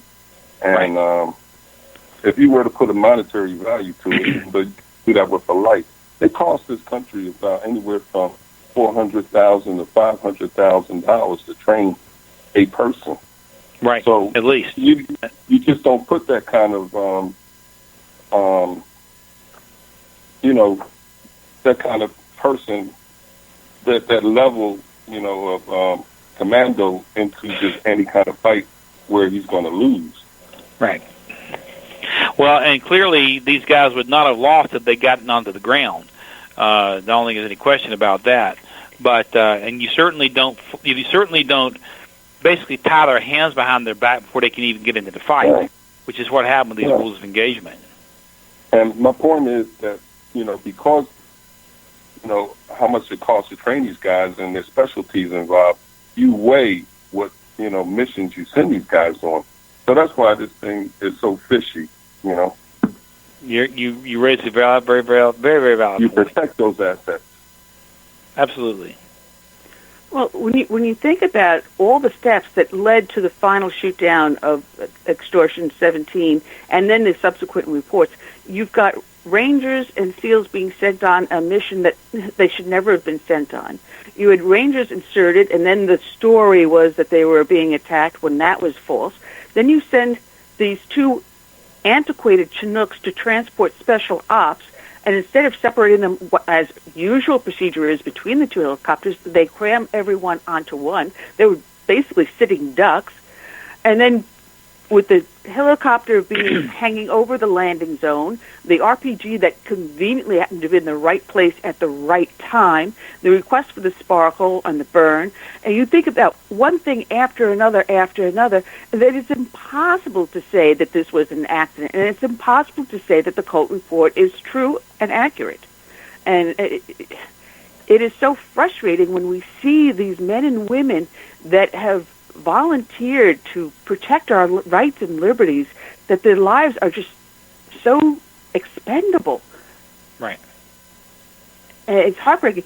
But I think the worst part of the whole situation is that when our Americans and the Afghan bodies were flown to the base in Germany, the final prayer over their bodies, you've got to tell us about that. I did not bookmark that page. I'm looking for it. I'm looking for the prayer that was said, and I can't find it at the moment. It was the bodies were bought before they were flown back to the United States into Bagram Air Base. They were pulled out. The caskets were taken out, and for what we call a ramp ceremony. And at the ramp ceremony, there was an American chaplain who spoke over the body, spoke a few verses from the New Testament. Then they turned it over to a local Islamic imam who spoke Arabic, apparently, and no one really knew what he was saying. And nothing else was said about it until January of 2013, when Admiral Billy McRaven and a senior enlisted advisor, a Delta Forces Master Sergeant, drove out to the home of Billy and Karen Vaughn in Stuart, Florida. Billy and Karen were making some noise, and I think Admiral McRaven wanted to encourage him not to make noise. And the Master Sergeant was there, the Sergeant Major was there with Admiral McRaven, four-star Admiral, who now was commander of Special Operations Forces. And he was a JSOC commander at this point. And Billy had discovered a couple of things on his own in the transcript. One of the things he discovered was this issue of the 7 Afghans. Now remember that the 7 Afghans were not reported anywhere on the final report. You know that because you've already read the report, Annie. Nothing was mentioned about it. And so Billy asked the question to the admiral. He said, I noticed there were 7 Afghans that got on board the helicopter that weren't originally supposed to be there, but he said, but nothing else was said about it, so I guess it must not have been a big deal. That's what Billy said to the admiral. The admiral stood there and just stared at him for a few moments, and when it became obvious the admiral was not going to say anything, the sergeant major spoke up, took the heat, and said, actually, Mr. Vaughn, that was a very big deal. Should never have happened. The senior enlisted Delta Force NCO speaks up and puts his neck on the line to alert the Vaughns that something had gone wrong, with the flight manifest. The 7 Afghans should have never been there. And after that, this sergeant major, who's a hero in my opinion, he's a hero anyway, but he stuck his neck out right with a 4-star admiral. He said, and by the way, Mr. Vaughn, he said, your son's teammates were not very happy about what happened at the ramp ceremony. Now, we're talking, this is in January of 2013. The ramp ceremony was August the 7th of 2011. So we're 2.5, almost 3 years away. And Billy said, what do you mean, the ramp ceremony? He said, and the sergeant major said, you didn't know about it? Billy said, no. The sergeant major said, tell you what, I'll send you a tape, a recording. So a few weeks later, this CD comes in the mail, and Billy and Karen open it, they put it in the computer, and they can see the ceremony taking place there at Bagram. And they can hear the American chaplain's words. Then they hear this imam. They don't know what it means. So Billy and Karen sent it off to several different sources, including Congresswoman Michelle Bachmann's office, to Tom Trento, who we work with at United West, and they had this recording independently translated. And the translations came back consistent every time. The imam in Arabic was basically cursing the Americans to hell for having challenged Allah. The enemy of Allah's will be consumed by the fiery mountain. And this was those last words that were spoken over our American heroes in Afghanistan before they flown back to the United States in Arabic.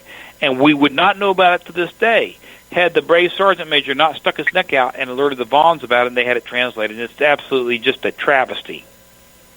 It is. Here you've got brave American heroes, and we allow an imam to desecrate their bodies and their memories by condemning them to hell, calling them the infidels, and praising the Afghan soldiers as martyrs. So again, it begs to differ. Were these actually Taliban members that were on the aircraft on Extortion 17? I believe they probably were. I mean, it makes no sense at all as whether it was a swap out. By the way, to put this in context, you recall that President Obama had given a drop-dead date in which we were going to leave Afghanistan. As that date began to approach, and I cover this in the book also, the president of Afghanistan, Karzai, began negotiating with the Taliban. In other words, our ally on the ground, Karzai, who we install, was negotiating with the Taliban. He wanted to befriend the Taliban. He wanted to bring them into his government because he felt he could not survive after we left without the Taliban. The Taliban was complaining about our special forces, and Karzai was complaining about them also and wanted them out. So we are getting to an adversarial relationship from the puppet government that we put there, Hamid Karzai, who now was cozying up with the Taliban and was cozy with the Taliban at the time of the shoot-down. And by the way, do you know how we first found out about the shoot-down, guys? Annie, Curtis, you know who announced it? The Afghan government. It was not our own government. It was Hamid Karzai, the president of Afghanistan, who announced the shoot-down of these special forces. I do believe that the Taliban was tipped. And it all sort of adds up. Hey, Don. Yes, sir. It almost sounds like to me that their motive was to kill a lot of Americans, in response to Osama bin Laden being killed. But I believe also, like in Black Hawk Down, they learned a lesson from that. If we kill a lot of Americans, they'll leave. Right. Or maybe they figure if they kill a lot of our special forces, they'll take our special forces out of there. Right, exactly. I don't know. Well, Karzai had been pushing to have our special forces removed. And why is that? Because, frankly, they were so effective in killing Taliban. And he needed the Taliban to survive. It makes sense when you look at it all in the context. He was he basically had turned on us, and that's something you won't hear much at all. Although it's documented, and in my book I document articles from New York Times and other organizations. The New York Times may have a leftist editorial board, but they do a decent job of covering the facts of the war, and reported on Karzai's complaints and his rumblings and his negotiating with the Taliban. It was out there, but Americans are too busy with their heads stuck in the sand and watching the Kardashians to pay attention to any of this. It is, and everyone says Karzai is our ally, which is the exact opposite. He is no ally of the United States. And I think, as you write in your book, that his hatred of us was cemented when a family member was killed in an airstrike. He has been negotiating, or actually now the current Afghan government is still negotiating with the Taliban. And President Obama was just on TV, what was it, yesterday or the day before, talking about, bringing down the troops. He's extending the time limit. He's bringing it up to 8,400 instead of 5,500. And again, Obama was encouraging negotiations between the Afghan government and the Taliban. Right. Hello, the Taliban is the enemy. We went into Afghanistan because of the Taliban. You're not going to make friends with them. Get over it. Oh, I happen to agree with that. And I do think the circumstances under which this mission were flown were just ripe for suicide, and this was a suicide mission. The way these SEALs were ordered to participate in it was absolutely a suicide mission, and our government has blood on its hands because of it. Hey Don, how does Yes, sir. the Special Forces community take this? It's interesting that you asked that question, because some of them are mum about it. Some, are saying nothing. Most of the Special Forces I've talked to who are off of active duty and are retired are absolutely livid about it. But you got to remember, the ones on active duty can only say so much because they've got issues. You cannot criticize the chain of command. So you're not getting a lot from inside current Special Forces. But I've talked on this a number of times around the country, and I've had former SEALs come up to me and just livid even about every aspect of this. Even, why are you sending a 17-member SEAL team out for one Taliban punk? You don't need to do that. That's just a horrible allocation of resources to begin with. Pretty angry. Yeah, they operate in groups of 6. Right. Well, what's even strange is that Charles Strange reported that his son Michael felt he was being targeted right after the takedown of bin Laden. All the members of SEAL Team 6, felt like they had targets on their back. And so that's before because, he went back to Afghanistan, he did his last will and testament.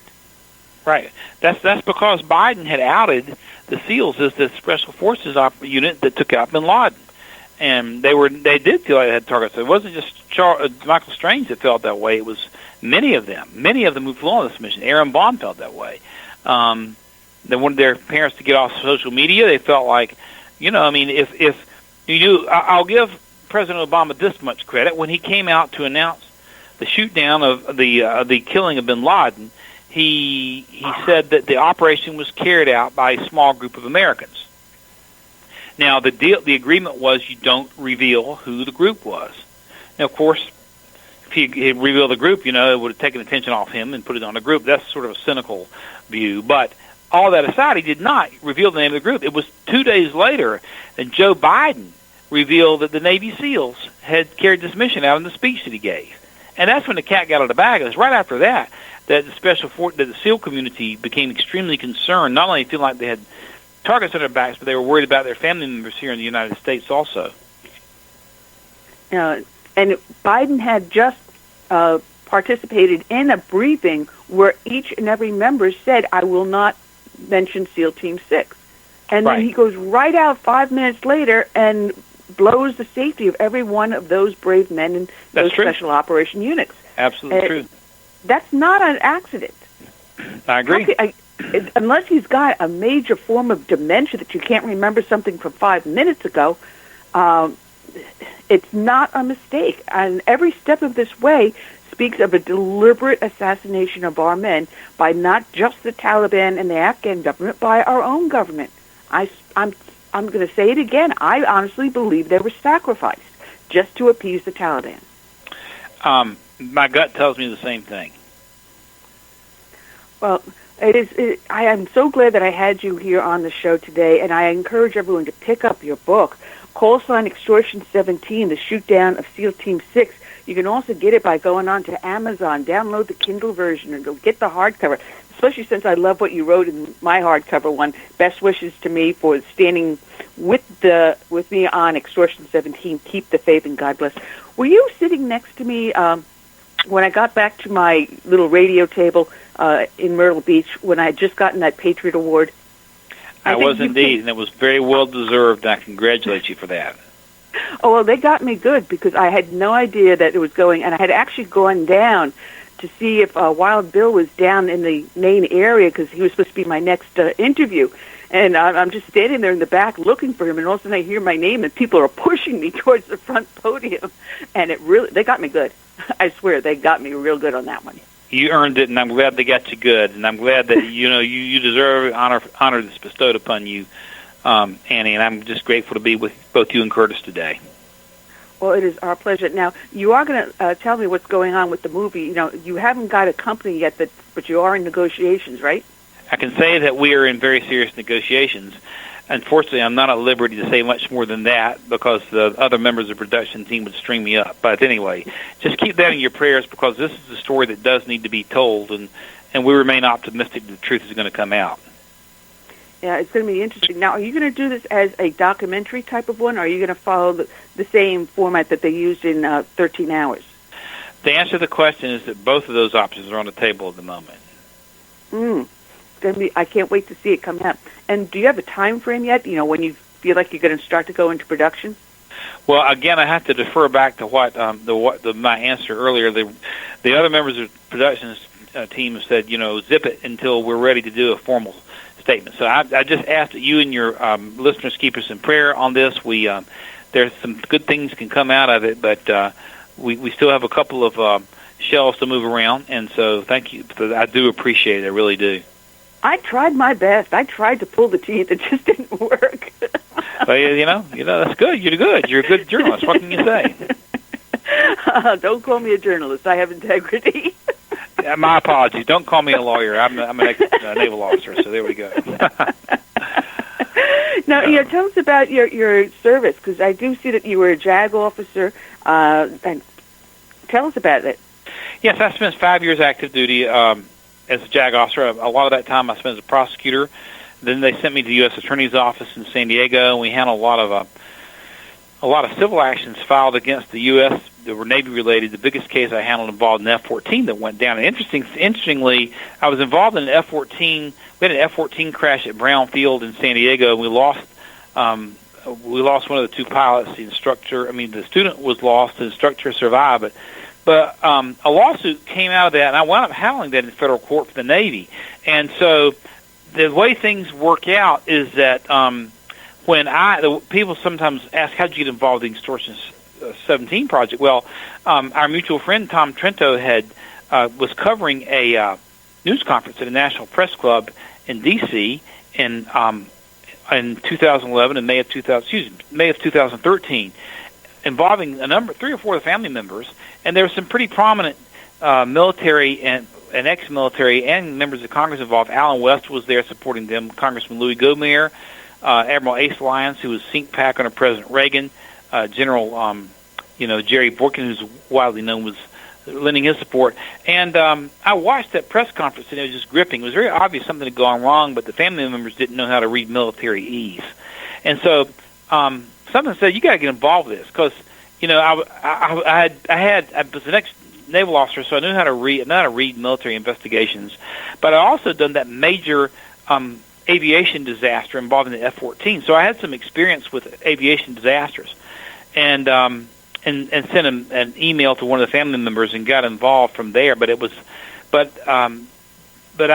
was involved with that in San Diego, and then after that, they sent me to the Pentagon. My last duty station, I was handling doing military legal memoranda for the Secretary of the Navy on a number of officer issues. So And then I did 11 years in reserve, mostly inactive, so it's a total of 16 altogether. So, and left as lieutenant commander, and now I'm here with you.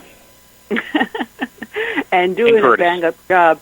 And I want people to go to your website, fallenangelthemovie.org, and check it out and get your book. Also, check out the Facebook page. Exactly. I get my teeth in straight.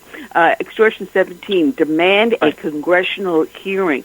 And the purpose of the book and the purpose of the upcoming movie is to demand a full investigation by the House Judiciary Committee or whoever else is supposed to be doing these investigations in Congress, and get a full investigation out, get all this information out to we the people, because these are our sons and our daughters that we are putting in harm's way, and if our government is not going to be responsible and allows something as horrific as Extortion 17 to happen, or the attack in the Benghazi to happen, and there are no repercussions for this, no, we deserve better for those that we ask to defend us. Absolutely. And it's so important that we do shows like this to expose the truth and to encourage everyone to read and to learn more and ask the questions that need to be asked. I mean, I texted you when Jason Chaffetz was asking those idiotic questions yesterday about Director Comey, and I can understand. I can see why he bungled the investigation back in 2014, because he asked Comey, did Hillary lie? That was the question. Did Hillary... No. Be specific and ask a question that would force an answer out of him. He never asked the right questions in Extortion 17, and he did not ask the right questions yesterday. That's it. We deserve better. That we do. And do you have any other works coming up besides working on the movie? Well, I have another. I was going to say, if anybody wants to check out some of my other books, you can go to my website, which is at donbrownbooks.com. That's donbrownbooks, plural.com. And also, you can contact me there. So you can send an email, and my publicist will get it, and I'll be happy to respond if anyone has any questions. I do have I'm scheduled to have another release out next year called The Last Fighter Pilot, the story of the final combat mission of World War II. It's about the final P-51 mission flown over Japan, which took place on August 14th, 5 days after the bombing of Nagasaki. And so that's due out with Regnery Publishers next year, and I'm looking forward to that as well. Thanks for asking. I appreciate it. I mean, I should probably put you in touch with a friend of mine. I don't know if you know of Colin Heaton. He's with Lewis Heaton Books, and he is a rather prolific military writer. A former Marine and Army Special Ops. He was a sniper and a college professor for history and military history. And he's got a slew of books out, and he does a lot of stuff on World War II and others. He actually has years and years of recordings of military men on both sides of the battle. Right. And I got to have you check him out and hook the two of you up, because I'm sure the two of you can work on something together. That would be fabulous. I appreciate that very much. Well, we're down to our last 5 minutes, Curtis, and we're going to be back next week with two great guests. One of them is Matt Fitzgibbons, and, who's the other one? Andrew Langer will be with us on Tuesday. I may be late to the show, or hopefully I will be on time to the show. Unfortunately, my husband's going for another surgical procedure on Tuesday, so we'll see what happens and whether or not I can make it live with you, Curtis. But we've got a great guest lined up. And, Don, again, thank you so very much. You've got my cell phone, so keep in touch with me. You got it. Thank you, Annie. Thank you, Curtis. And you have a blessed weekend, and thanks for the work that you're doing. Well, thank you for the hard work, and thank you for your service. All right, ladies and gentlemen, check him out. Check out donbrownbooks.com. Also check out fallenangelthemovie.org. Just check it all out and get a hold of his book and spread the message. And please, if anyone is interested in having Don on his show, let me know, and we can get ourselves in contact with him and get him onto your shows. Thank you for listening. Curtis, this has been a great, great show. But the party's over, and it's time to say goodbye.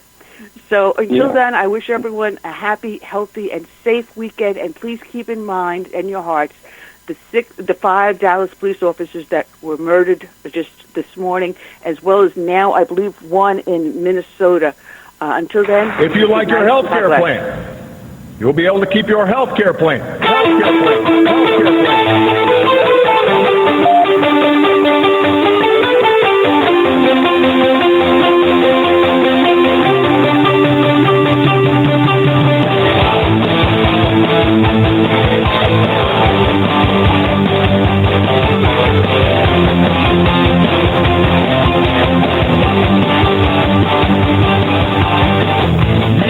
How it's gonna work, kid. You're working hard like your parents both did. Everything you earn by breaking your back, we're gonna redistribute when we make our pay tax. Hey, take it down, don't be a jerk, cause none deserve it better than the ones who won't work. We're gonna throw away what I hope for this road. Use your hard-earned money just to buy a new boat. Welcome to the place. Welcome to the place of left hypocrisy. Little big houses for you and me. Oh, welcome to the face. Welcome to the face of the new democracy. Here in the land of the not so free. Party not your stretching stuff for our own cause. We got a pen and telephone to bypass all your laws. Political correctness will replace the civil rights. Support religious freedom, bless your praise Jesus Christ. The presence in our pockets let us know I'm free. You cannot make a move, now that's the NSAPC. Don't expect equality, respect and fair play. The IRS will target those who vote the wrong way. Welcome to the place. Welcome to the place of the left hypocrisy. Little big houses for you and me. Oh, welcome to the face. Welcome to the face of the new democracy. Here in the land of the not so free. Whoa.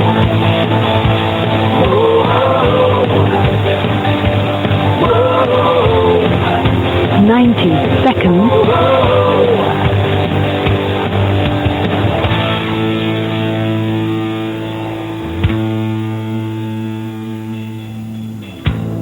This is the most transparent administration in history. Not even a smidgen of corruption. Fact is, we had 4 dead Americans. What difference at this point does it make? If you got a business, you didn't build that.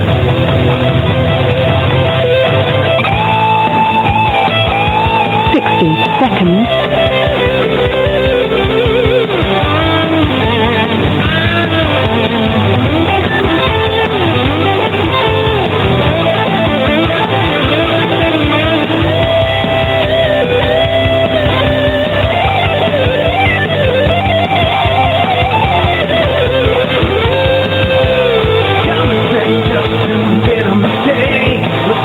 Election testing those on the day. Attorney general's lying even while on the road. Ignoring how you veterans and border agents vote.